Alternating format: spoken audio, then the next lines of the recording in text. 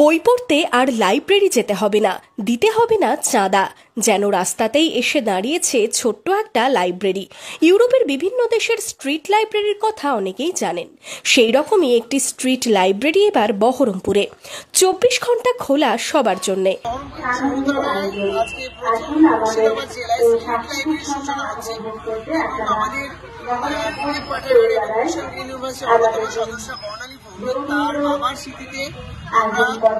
স্বর্গীয় সুখেন কুমার ভৌমিক স্মৃতি street library পথ লাইব্রেরি সূচনা করলাম এবং কনসেপ্টটার নাম দেওয়া হচ্ছে বিবেক বৃক্ষ, অর্থাৎ চেতনার বিকাশের জন্য যে বহরমপুরের প্রাণকেন্দ্র ব্যারাক স্কোয়ারের পাশে চৌতারাতে থাকছে এই স্ট্রিট লাইব্রেরি।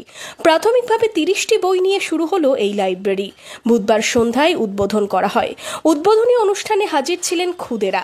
এমন লাইব্রেরি উপহার পেয়ে খুশি শহরবাসী। এটা একটা অভিনব প্রচেষ্টা বিবেক বৃক্ষর তরফ থেকে, যে সুখেন ভৌমিকের স্মৃতির উদ্দেশ্যে বর্ণালী ভৌমিক আজকে চৌতারাতে একটা দুটো বইয়ের আলমারি আমাদেরকে গিফট করলো এবং এটা একটা ক্ষুদ্র প্রচেষ্টা হলো, এটা মহৎ চেষ্টা।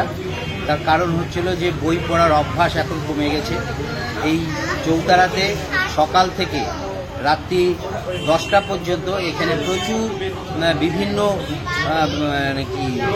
আশপাশ থেকে লোকজন এখানে আসে এবং এখানে দীর্ঘ সময় ধরেও এখানে অপেক্ষা করে এবং বিশ্রাম নেয়। তো সের মধ্যে যে আমাদের এই বিবেক বৃক্ষ থেকে যে প্রচেষ্টা, যে বই দিয়ে এবং তারা সেই অবসর সময় বা এখানে যখন বিশ্রাম নেয় সেখানে এসে যে বই পড়বে, সেটা একটা বিরাট একটা প্রচেষ্টা।